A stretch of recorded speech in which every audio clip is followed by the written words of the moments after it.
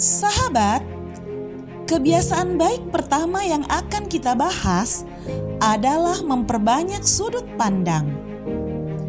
Mari kita simak permisalan berikut ini.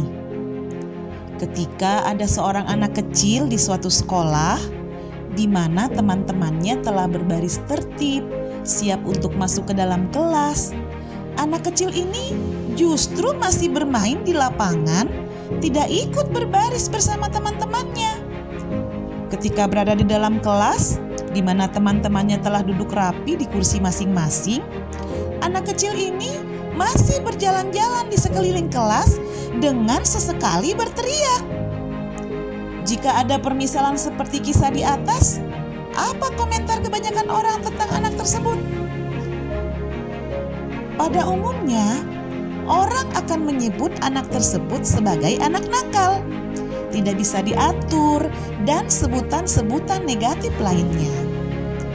Tahukah sahabat dengan Thomas Alva Edison? Ya, Edison adalah ilmuwan penemu lampu. Ada sisi kehidupan masa kecilnya yang berbeda dengan kebanyakan anak seusianya saat itu. Di sekolah, Edison berbeda dengan teman-temannya. Edison banyak bertanya pada gurunya tentang banyak hal, sampai-sampai gurunya merasa kesal dan menganggap Edison anak yang bodoh karena tidak pernah berhenti bertanya. Akhirnya, Edison dikeluarkan dari sekolah.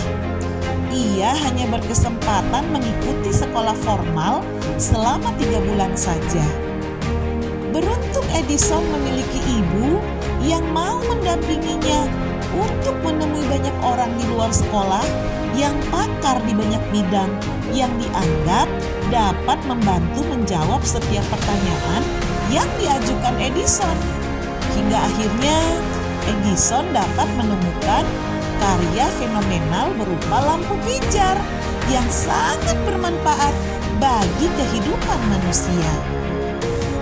Sahabat, sudut pandang yang sempit dengan hanya melihat satu sisi kejadian saja sering sekali menjadikan seseorang memberikan penilaian negatif terhadap orang lain.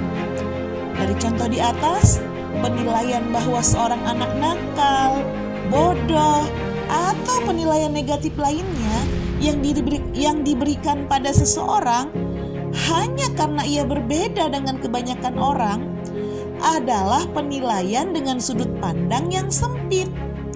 Ketika kita mau memperlebar atau memperbanyak sudut pandang, maka kita akan dapat memberikan penilaian dari sudut pandang berbeda dari kebanyakan orang terhadap hal yang dilakukan seseorang. Dengan memperbanyak sudut pandang, bisa jadi hal positiflah yang dapat kita temukan dari seseorang yang semula dinilai negatif. Nah, sahabat, mari memperbanyak sudut pandang.